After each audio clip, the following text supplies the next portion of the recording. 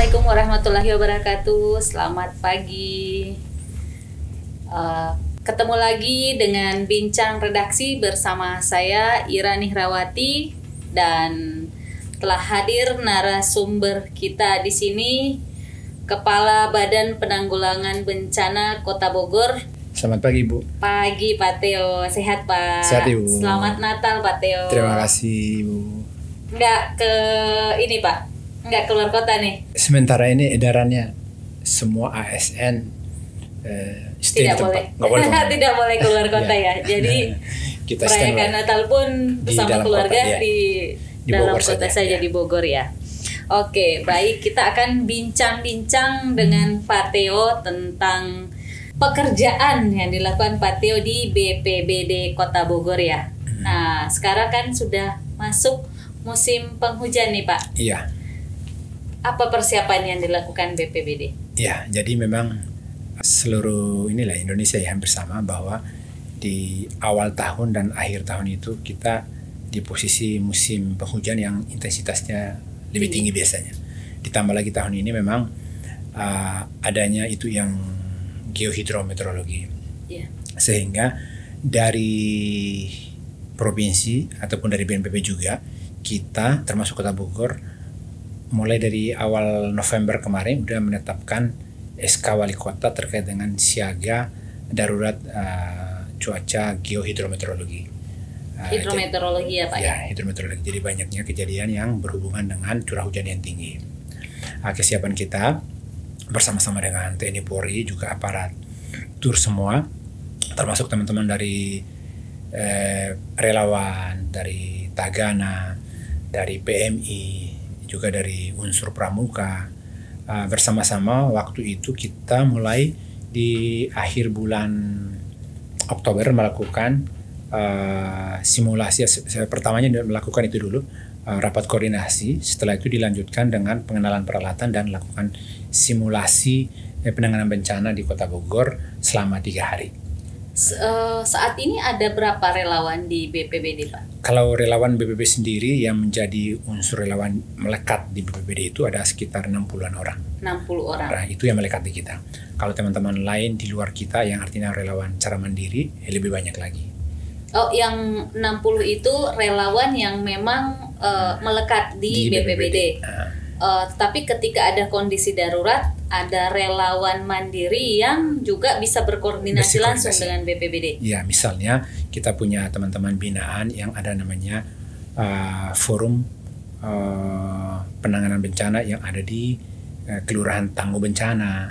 Ada juga teman-teman yang di SPAB atau Satuan Pendidikan Aman Bencana. Itu kan dibentuk dari tahun-tahun yang lalu, sekitar 16 kelurahan yang sudah terbentuk Kelurahan Tangguh Bencana. Kan di dalamnya ada relawan-relawan itu. 16 kelurahan yang sudah membentuk Tangguh Bencana. Kelurahan Tangguh Bencana. Itu di kelurahan mana saja, Pak?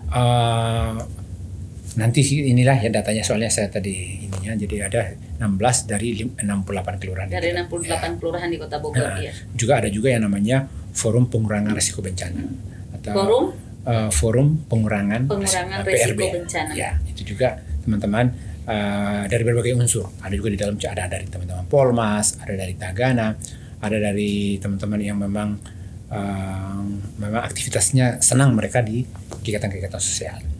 Kalau yang Tangguh Bencana tadi itu di bawah BPBD atau mereka independen bergerak sendiri?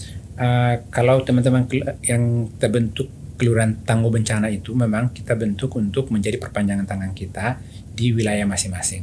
Jadi kita membentuk networking, saat ada kejadian mereka bisa pertama yang di lokasi paling cepat dan bisa menginformasikan ke kita. Jadi perpanjangan tangan dari BPBD. Ya. Di Kota Bogor sendiri kemarin kan sudah ada koordinasi, berarti sudah ada peta wilayah yang rawan bencana di Kota Bogor. Iya. Jadi kalau untuk wilayah rawan bencana Kota Bogor, kita sudah memiliki, hanya belum digital masih peta ini, peta yang konvensional. Kita punya karena Bogor ini dialiri oleh 2 sungai, rata-rata kejadian yang berhubungan dengan Bogor itu berhubungan dengan air. Sungai Ciliwung dan Cisadane. Nah, jadi sepanjang aliran itu, dua aliran sungai kan melintasi hampir 6 kecamatan secara keseluruhan, dilintasi semua. Sehingga semua wilayah yang dilintasi merupakan daerah-daerah rawan bencana berupa banjir ataupun longsor. Ada juga yang misalnya pergeseran tanah dan segala macam di posisi aliran sungai tadi. Oh, jadi kalau bisa dikatakan bahwa Kota Bogor itu rawan bencananya banjir, longsor, tanah longsor untuk di juga daerah yang aliran sungai tadi. Ya. Kemudian selain itu pergeseran tanah. Selain itu juga karena memang Bogor ini kita adalah kota yang banyak pepohonan, sering terjadi juga yang namanya pohon tumbang karena ada juga yang angin kencang dan segala macam. Kejadian baru-baru di bulan berapa bulan yang lalu ya, itu ada kan yang pas melintas di Jalan Ahmad Yani tertimpa pohon, padahal posisinya memang pas nggak angin sih, mungkin karena ya namanya juga bencana yang nggak terprediksi ya. Di sepanjang 2021 Pak di Kota Bogor itu ada data bencana Pak? Iya. Sepanjang, dan mungkin bercermin dari 2021 itu mungkin sudah ada yang tadi pemetaan kerawanan bencana untuk 2022 karena tadi kan akhir dan awal tahun ya biasanya siaganya di situ. Benar. Jadi kita di 2021 ini sejak Januari sampai dengan November ya, karena Desember ini datanya kita belum di ini semua, sampai November ini kejadian total ada 618 kejadian. Teman-teman bertanya apa saja kejadiannya? Kejadiannya itu yang kita ini catat ada tanah longsor, ada banjir, ada angin kencang, ada gempa bumi enggak. Kita ada bangunan roboh, ada kebakaran, ada pohon tumbang, juga penyelamatan hewan ataupun evakuasi misalnya kucing, ular, biawak. Oh, itu di BPBD kita juga ya menangani, Pak? Termasuk lebah, kita juga melakukan itu. Iya, maksudnya biasanya kan ada hewan yang masuk ke rumah atau apa kayak ular dan sebagainya, itu adanya di BPBD. Ya, jadi kita dulu saya tahun 2010-2013 kita belum punya BPBD. Saya kepala unit pemadam kebakaran. Iya, biasanya kan di pemadam kebakaran ya. Karena di belakang damkar ada tulisan penanggulangan bencana alam. Kalau sekarang damkar hanya pemadam kebakaran tok. Hanya pemadam kebakaran tok. Kalau ini kan penanggulangan bencana adanya di BPBD. Jadi apakah ya misalnya kucing naik pohon termasuk bencana? Sebenarnya tidak juga, hanya kita menyelamatin karena ada yang udah naik dan nggak bisa turun. Makhluk yang bernyawa ya Pak ya. Iya. Waktu pernah juga kami dikomplain. Ada masyarakat, mereka laporan di perumahan Yasmin, mereka laporan bahwa kucing terlalu banyak di area mereka. Mereka minta kita untuk dibantu evakuasi. Nah, kita bantu evakuasi, bawa ke kantor kita sebenarnya, nggak dibawa kemana-manain. Di kantor kita lepasin di kantor kita. Tapi dari netizen. Kantornya jadi tempat penampungan. Kita kan dilepas bebas aja, nggak ini kan. Iya. Jadi mereka nanti kemana-mana, hanya dari netizen mereka bilang, emang itu termasuk bencana? Memang bukan bencana, tapi saat ada keluhan yang perlu kami bantu ya kami bantu. Kecuali kami datang dibunuh, itu nggak boleh. Iya. Atau ditangkap dengan yang tidak semestinya. Kan ini ditangkap juga protap penangkapan hewan seperti. Itu berapa kali kejadian yang seperti itu Pak? Kalau evakuasi kucingnya sering, tapi kalau evakuasi kucing sering. Ya, kalau yang dikomplain itu sekali saya bilang udah nggak usah dikomplain, biarin aja. Jadi ini juga ya maksudnya masyarakat. Berarti permintaan ke BPBD itu termasuk keluhan tentang kucing ya? Tentang kucing ya. Jadi ada pernah yang kucingnya nggak bisa turun karena naik, udah gitu karena kucing rumahan nggak bisa turun. Iya. Minta bantuan untuk dievakuasi turun. Ada juga pernah kejadian orang masuk sumur. Saat kita dia nyampe, kita nanya, kamu bisa naik nggak? Bisa, udah naik aja. kita datang rame-rame mengawasi, memonitor dia naik lagi, tapi bisa. Bisa naik. Kejadian lucu lah kayak gitu. Iya. yang lain Pak selain apa namanya? Selain itu yang Mbak, penting kan penyelamatan makhluk bernyawa ya yang dilakukan BPBD. Ya, termasuk biawak yang masuk rumah, ular, lebah yang depan rumah, mereka takut ini, atau ada juga yang di plafon, kita melakukan evakuasi itu juga. Oh ini juga Pak. Iya. Dan itu termasuk banyak Pak. Termasuk banyak. Jadi data penyelamatan itu ada berapa di sini nih? Jujur, ada sekitar 44. 44 tuh. Itu termasuk banyak macam-macam ya Pak. di dalamnya. Macam-macam di dalamnya penyelamatan dari kucing, lebah, biawak. Bahkan termasuk tadi ketika rumahnya di sekelilingnya banyak kucing juga mereka minta bantuan kita juga. Ya. Baik, Pak Teo. Nah, ini bagaimana tadi kan sampai ke kucing segala macam saja minta bantuan ke BPBD. Langkah yang bagaimana mempercepat masyarakat memberikan informasi ke BPBD? Ya, jadi itu tadi kita masyarakat saat ini kita bersyukur bahwa jejaring sosial udah sangat booming lah. Hampir sampai ke tukang sayur aja mereka udah pesannya pakai WhatsApp. Iya. Dan rata-rata mereka sekarang udah nonton TikTok dan segala macam. Hal seperti itu kita juga BPBD mempunyai informasi media sosial di IG, Instagram ataupun kita punya nomor WhatsApp sehingga terinformasikan ke masyarakat secara luas kalau ada apa-apa di lapangan. Selain mereka bisa melalui pengurus wilayah baik RT, RW, ke kelurahan, kecamatan, ataupun ada juga yang bisa langsung akses nomor telepon ataupun Instagram yang kita miliki tadi. Nomor WA dari BPBD apakah di seluruh RT di Kota Bogor itu sudah mereka pegang, Pak? Kalau harapan kita semua mereka megang, karena itu udah dari 2015 nggak pernah ganti nomor ya. Tidak pernah ganti nomor. Tidak pernah ganti nomor, dan setiap hari kita update di semua grup yang kebetulan mereka baik relawan, baik orang wilayah yang ada di grup itu. Hampir dalam sehari itu 3-4 kali kita update nomor kita di grup itu. Di grup itu. Jadi kalau ada kejadian, nomor kontak dan segala macam itu selalu kita update di situ. Kalau BPBD sendiri kebalikannya nih Pak. Kalau itu kan BPBD sendiri untuk cepat mengetahui bahwa di suatu wilayah ada suatu bencana. Itu kalau untuk dulu pemadam kita ada yang namanya alarm itu SKIK, sistem informasi kebakaran. Itu terpasang di area-area publik atau area-area yang rawan ataupun yang kita anggap belum bisa secara langsung mereka kontak ke kita, sehingga kalau ada apa-apa kejadian di wilayah mereka mencet tombol itu dan langsung terkoneksi sama pusat sistem yang ada di pemadam. Kalau di BPBD sendiri saat ini kita belum punya itu, kita belum memiliki. Belum ada ya Pak. Ya, jadi saat ini kita masih mengandalkan banyaknya manual laporan dari baik teman-teman media, baik warga ataupun perpanjangan tangan kita yang ada di wilayah. Kalau koordinasi sendiri BPBD dengan provinsi pusat itu apakah secara garis komando gitu? Garis komando atau masing-masing wilayah punya wewenang?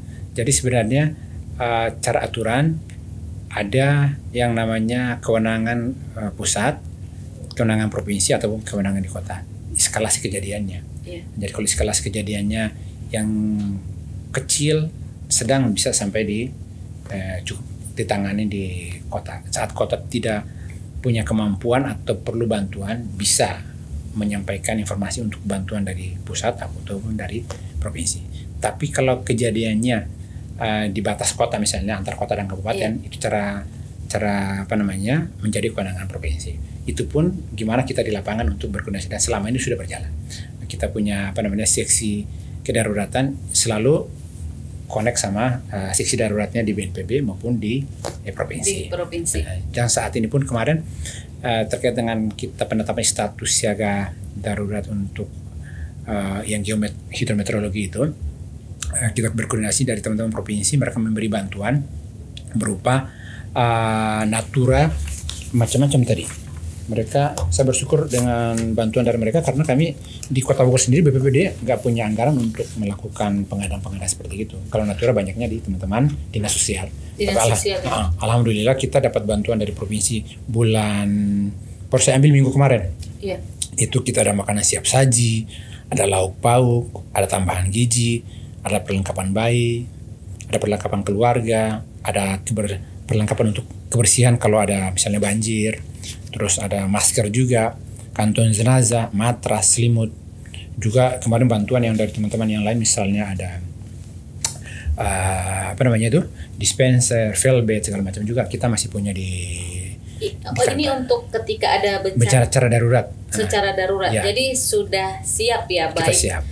Secara personil untuk yang membantu maupun Natura ya. Ya, jadi ada yang secara darurat saat kejadian yang langsung bisa kita bantu dengan perlengkapan yang kita miliki, kita kasih seadanya kita. Kalau masih kurang nanti kita biasanya bantuan juga dari teman-teman dinas sosial. Dari dinas sosial. Ya. Ini tadi kan sudah ada peta wilayah bencana Pak. Wilayah yang saat ini benar-benar BPBD itu perhatikan banget, ada berapa kelurahan di Kota Bogor? Barangkali lebih kepada kecamatan ya. Karena yang paling sering terjadi itu wilayah selatan, terus Sareal, sama yang daerah wilayah Bogor Tengah. Bogor Tengah. Ya, Bogor Tengah. Bogor Tengah itu karena sungai itu ya, terutama ada yang dia Ciliwung, Cisadane dua-duanya ada. Panaragan itu Panaragan, Kampung yang Keramat. Kampung Keramat itu malah benar-benar di tengah dua. Benar. Dia kan kemarin ada yang korban juga pas kejadian tanggal berapa ya, yang Pak Wali juga ke lokasi waktu itu. Saya lagi di lokasi saat udah longsor. Nggak lama kami lagi cek lokasi, di depan kita pohon tumbang persis di seberang kita. Di seberang. Untungnya kita di seberang, posisi agak jauh. Kalau nggak sempat lari itu. Karena hitungan detik. Pertama turun tanah, saya lihat turun ada tanah yang jatuh. Oh nggak apa-apa kali ya. Nggak lama. Kalau kita di situ. Oh ini longsor. Longsor, posisi tanah ada memang kontur posisi yang di dekat Paledang itu, yang dekat Bumati. Nah posisinya kan memang ini. Ditambah pohonnya yang pas yang di tebingan itu dia udah nggak ada pegangan lagi. Pertama hanya tanah doang tuh, kita pikir cuma nggak ada apa-apa kan. Tau-taunya ini ya. Pohon yang gede itu turun sampai hampir ke seberang. Kita di seberang sungainya itu. Dan semua ada teman-teman media saat ini lagi pada banyak di situ. Iya. Tapi nggak ada yang sempat ngambil gambar karena begitu cepat dan biasanya kan spontan menyelamatkan diri ya Pak ya, seperti itu. Iya. BPBD tidak hanya soal bencana tapi di penanganan COVID juga kemarin. Nah, penanganan COVID ini apa saja Pak yang sudah dilakukan? Terutama di 2021 kalau kita ketahui kan COVID itu benar-benar jadi horor ya, terutama di bulan Juli dan Agustus, bahkan termasuk gerakan anak negeri. Radar Bogor kan kita kerjasama dalam suplai oksigennya Pak ya. Nah ini yang sudah dilakukan apa saja Pak untuk penanganan COVID? Jadi waktu bulan ini saya berkaca ke bulan Juli Agustus memang saat Pak Presiden menetapkan status darurat COVID mulai tanggal 3 Juli waktu itu hampir semua wilayah Jawa kali ya kekurangan oksigen di mana-mana Bu ya. Memang kita di posisi saat itu belum pernah ngalamin dan terkaget-kaget. Sementara stok baik oksigen ataupun tempat isi pun di Kota Bogor nggak ada. Nah, kita rata-rata supply dari Kabupaten Bogor. Otomatis waktu itu juga Pak Wali perintahkan cepat bergerak untuk pengadaan tabung oksigen segala macam. Alhamdulillah karena ada jaringan, kita dapat perintah hari Kamis, hari Sabtu kita dapat tabung. Hanya memang tabungnya terbatas, waktu itu cuma dapat 150 tabung. Setelah itu udah lama, seminggu 2 minggu kemudian baru mulai berdatangan bantuan dari teman-teman Bali Tower, terus dari provinsi, terus dari Kementerian Kesehatan juga, termasuk tempat pengisian baik yang di Krakatau Steel maupun yang liquid. memang peranan BPBD waktu itu kita lebih banyak ini terkait dengan mengkoordinir untuk pengisiannya. Termasuk berkoordinasi dengan Radar Bogor untuk menetapkan koordinasi jadwal di lokasi pengisian dan armada ataupun personil untuk membantu. Selain itu banyak juga bantuan yang kita dapat baik dari masyarakat secara umum maupun yang dari pusat. Waktu itu ada yang oksigen konstruktor itu langsung dari Kementerian Maritim, juga dari BNPB dan dari provinsi. Itu semua berupa alat-alat untuk pencegahan COVID, hand sanitizer, masker, termasuk peti jenazah, kantong mayat dan segala macam. Waktu itu karena kejadian tingkat kematian sangat luar biasa. Saya ingat sekali waktu itu pengadaan peti saya hanya 40 biji. Itu nggak nyampe seminggu udah habis. Iya, peti jenazah peti itu jenazah. ya, Pak? Iya, Betul. Setelah itu saya dapat bantuan juga dari PDAM. Mereka bantu 90 unit kalau nggak salah. Itu juga dalam hitungan minggu. 90 peti itu. 90 peti.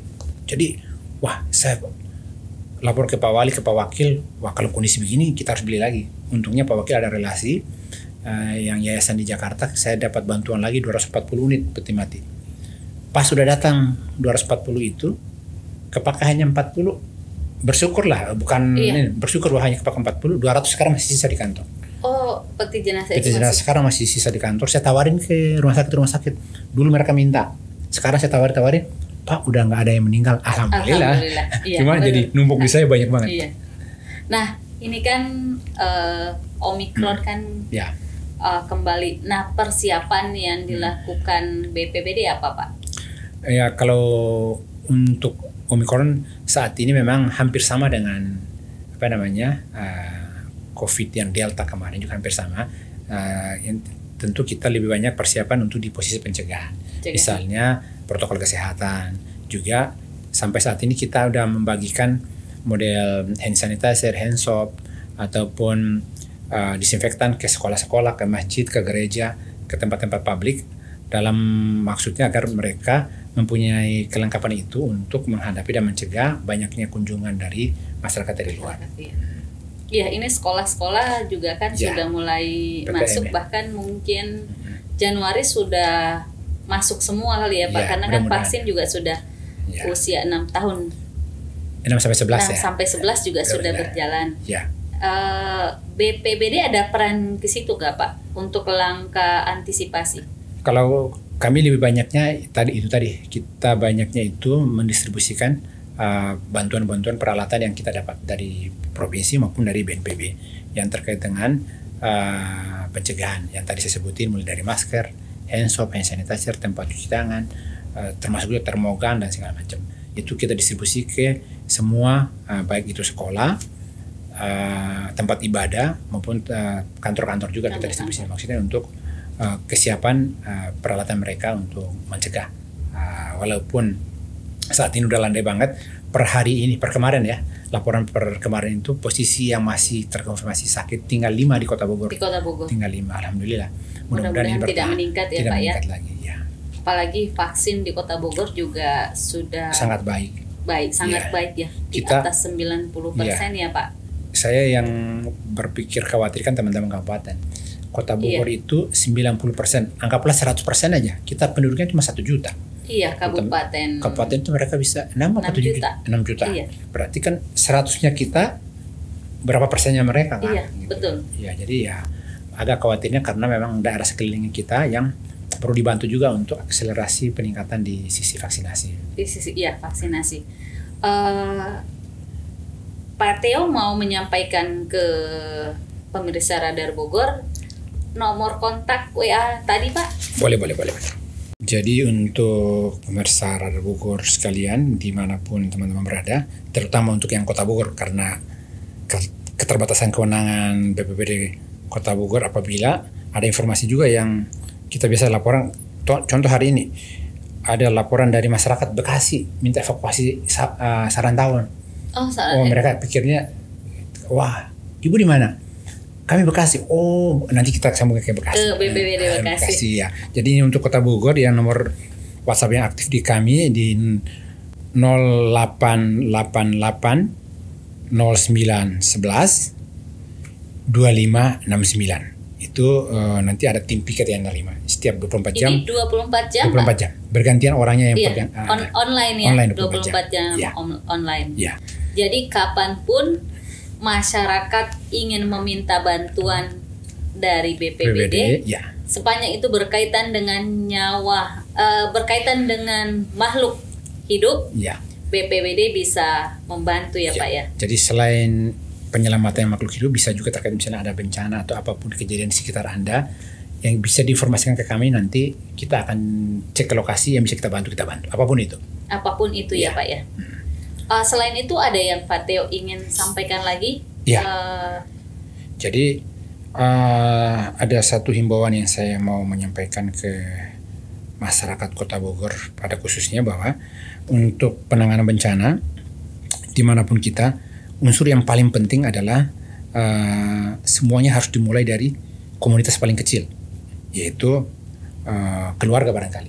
Karena saat kejadian, apapun kejadian di sekitar kita yang kira-kira membahayakan nyawa, bantuan dari petugas, bantuan dari tetangga, bantuan dari SAR dan segala macam, itu setelah terlaporkan ataupun perlu waktu.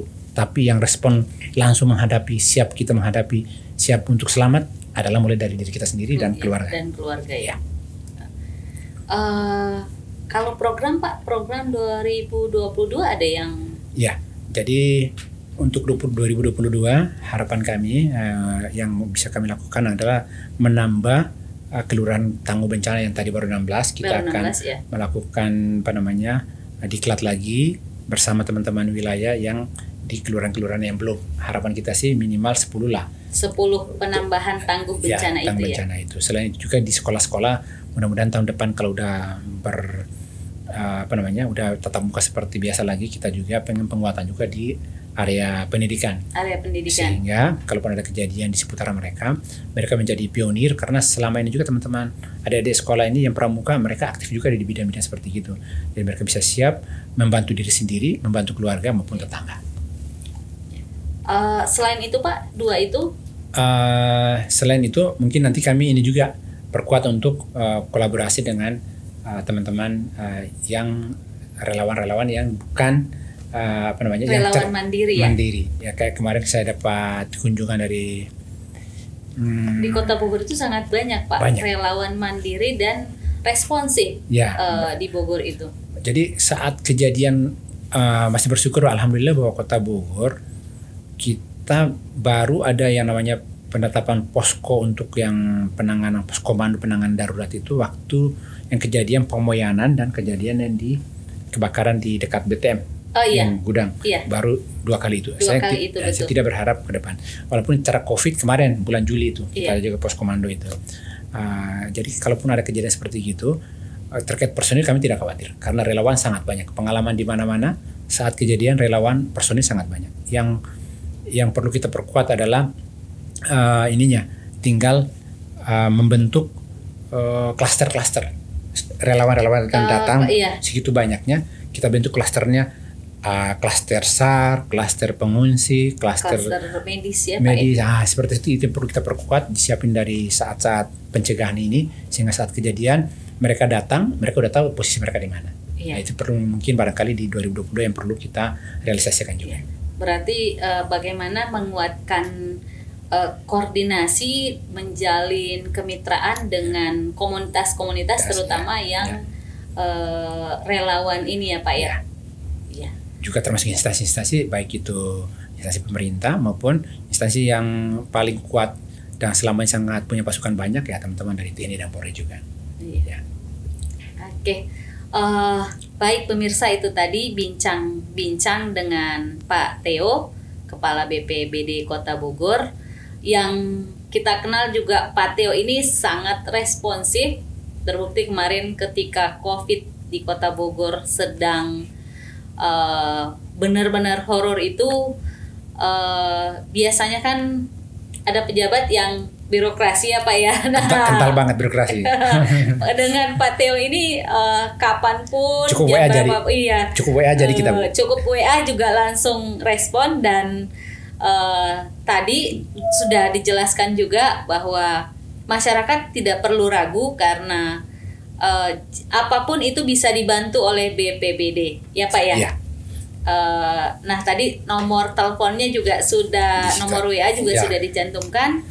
Silahkan bisa langsung menghubungi WA BPBD 24 jam. Ya, gitu ya Pak ya. Ya, jadi yang paling gampang masalah sekarang kalau nyari nomor telepon agak susah, masuk IG BPBD Kota Bogor pasti langsung ada itu. Iya, di medsos juga bisa langsung. Ya. Terima kasih Pak Theo atas waktunya sudah berkunjung ke redaksi, dan semoga nanti kita bisa bincang-bincang lagi ya Pak ketika ada yang perlu disampaikan lagi penting untuk warga Kota Bogor. Terima kasih Bu, dan terima kasih untuk pemirsa semua yang sudah mendengarkan kita saat ini.